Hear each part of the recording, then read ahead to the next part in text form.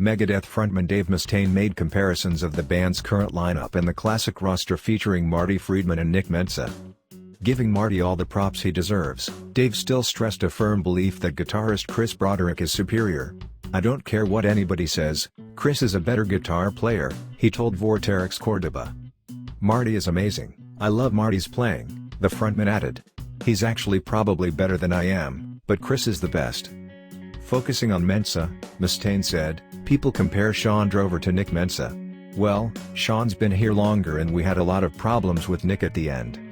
Rounding up the lineup, Dave brought up longtime bassist David Ellefson, saying, "He's been around forever.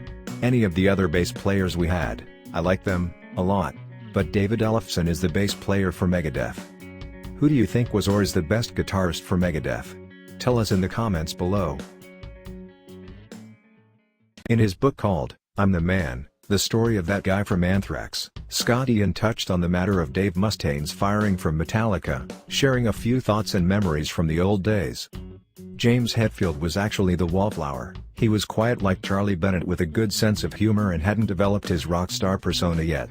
He looked awkward around people, but when he was holding his guitar and screaming into the mic he was right at home. That was where he belonged, even though he never said anything on stage. That was all Dave. Mustaine was the real front man of the band. He did all the talking on stage and he had that rock star personality. He was also an out-of-control, mean drunk, but he had a sharp sense of humor. Lars Ulrich could be funny, too, and he could talk a ton of shit. He actually couldn't really play when they started. He learned by jamming along with James's songs and just got better as they went. It would be hard to imagine Lars in any other band, but he's the right drummer for Metallica. He was also the voice of the band from day one. If I were to single any of them out as someone who looked like he didn't belong, it would be Cliff Burton. Anthrax and Metallica had a certain look: tight jeans, high-top Nike or Converse sneakers, metal t-shirt, leather jacket, or denim over leather. And then there was Cliff in his bell-bottoms, cowboy boots, REM t-shirt, and jean jacket decorated with Lynyrd Skynyrd and Misfits pins. From an archived 1987 interview with NME, we check out what Slayer's Jeff Hanneman said when being asked. "So Jeff, what attracts Slayer to Satanism?" He said, "It provides such extreme lyrics, all that anarchic violence, ripping people apart. We were kinda serious about it when we started, but now it's old hat." "What were you serious about?" "We read a lot from the Satanic Bible. It's not quite the opposite of the normal Bible. A lot of its principles are just about being yourself. If you want to do something you do it, if you want to have affairs you can. But we never hold daily rituals or anything."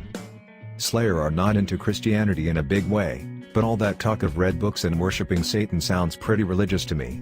Isn't Satanism the same old crap in reverse? Yes, it's the same thing. You can get caught up in it just like any religion. What we're attacking, in a roundabout way, is the Christian TV conman. It's unbelievable, the amount of money stolen in the name of Jesus. There are good commercial reasons why the media and the metal industry stay way clear of Satanism, but bands like Metallica, Megadeth and Anthrax just think it's ridiculous. Well, a lot of it is quite ridiculous, but you don't think of it as a pose, it's just something to write about which is way over the top, and is an easy way of offending people. During a recent interview, Slayer guitarist Kerry King talked about censorship, discussing the band's recent live debut in Singapore, and being banned to play certain songs by the government due to religious beliefs. He said, "I think religion is just a big farce, and I think people use it as a crutch as opposed to dealing with the problems in their lives." This is what he said. We just played Singapore for the first time, and like the day before we played, we got there, a couple days early, I guess, do some press or whatever, and the night before we played, we found out the government came in and said, "Okay, here's 5 songs, you can't play these songs." And I thought to myself, how oppressed is your country when you're scared of music and you think by us playing this song, things are going to happen to your children? It just doesn't make sense to me. But even in the Western world, like in the States or whatever, you always have problems. Well, in the States, I know in California we had bus benches, we had like advertisements on bus benches, and one city had them all pulled. It blows me away because common sense to me is like, if that offends you, don't look at it. Maybe somebody else won't be offended. And it's just ironic in this day and age things like that can still happen.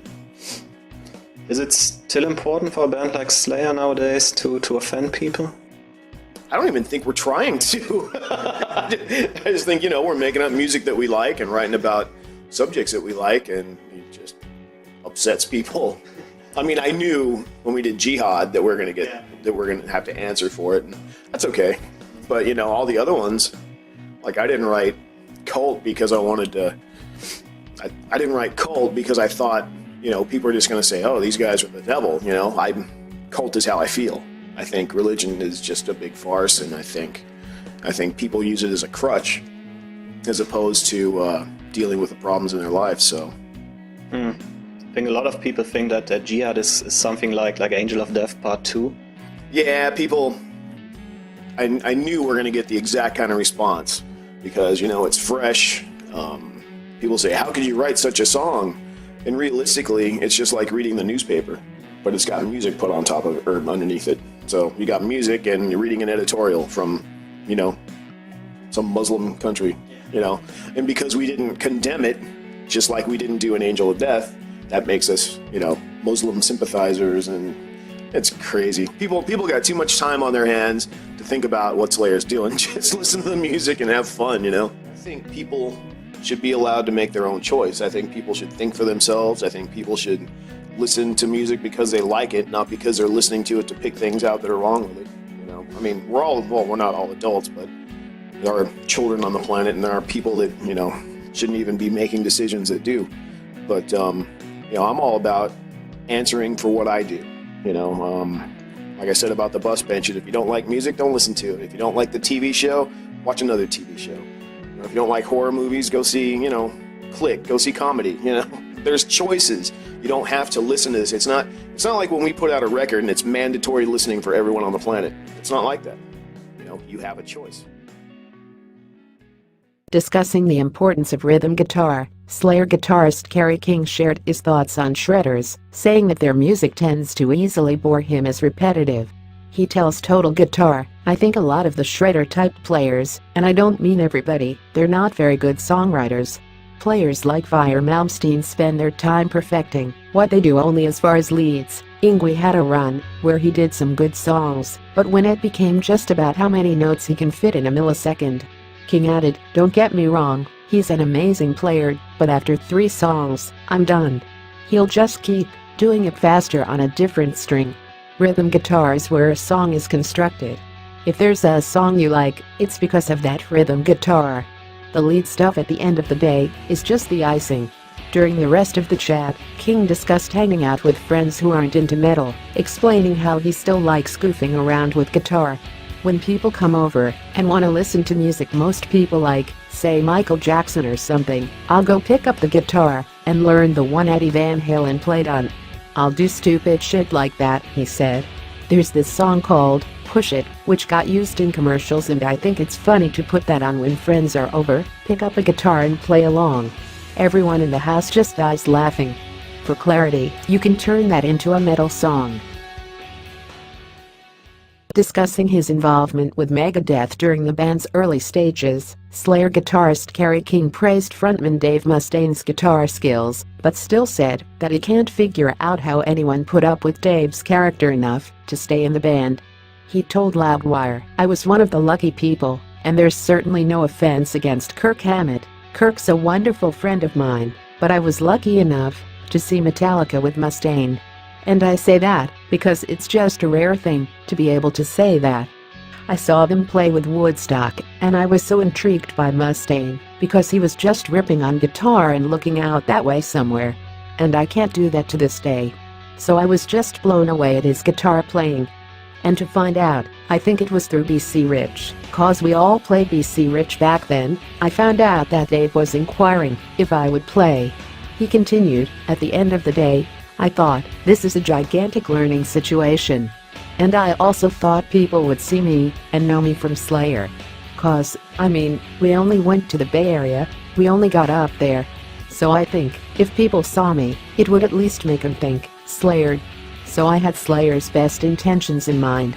I didn't go and say, hey, I want to be in Megadeth. I don't know how anybody can be in Megadeth for more than a couple of hours, cause that guy's crazy. Asked if he had any bad experiences with Mustaine during his short time in the band back in 1984, King replied, "He was cooler back then. I think there's been a lot of drugs and funny extracurriculars between now and then that helped shape who he is today. But it was good times back then. Playing all the venues Slayer played and just, I don't know, playing different music. His stuff is definitely more, I wouldn't say intricate, cause we've got intricate parts too, but it's just, he writes riffs in a very different perspective than I, even after playing with him for a number of months. I wouldn't do it. It's just not my style." In a recent interview, Slayer guitarist Kerry King was asked for his opinion of the Swedish occult rockers Ghost, who share management with Slayer and have toured with King's band in the past. He said, "Dude, I love the imagery. I love it. I just hate the fucking music. I like them as people. You know, they've been on many tours with us. I can't get into their music. And I tried. I wanna like them, and I can't. I got their CD from Brian Slagel from Metal Blade. It was when Gary Holt first started playing with us, and I picked up Gary. And I'm like, Brian said, this is awesome, man. So we put it in, going to practice. It wasn't awesome. It wasn't awesome for me. It wasn't awesome for Gary either. I'm like, well, maybe the first song sucks. And we went to the next one. It's just not for me. I know Ghost is hugely popular, and I'm very happy for their popularity. And, like I said, they're the nicest guys you'll ever meet. It's just not my music. And I've tried so hard." Since then, a nameless school from Ghost responded to what Kerry King said, dismissing any bad blood over Kerry King comments. He said, "I don't even think that what he said was negative. He just said that he didn't like the band, that he didn't like the music. And you know, we're not for everybody. We've never tried to please everybody, so I didn't even see the negative element in what he said. It doesn't change my opinion on Slayer. I've been a Slayer fan ever since I was a kid, and I still love several of their records with all my heart. For me, it wasn't changing anything."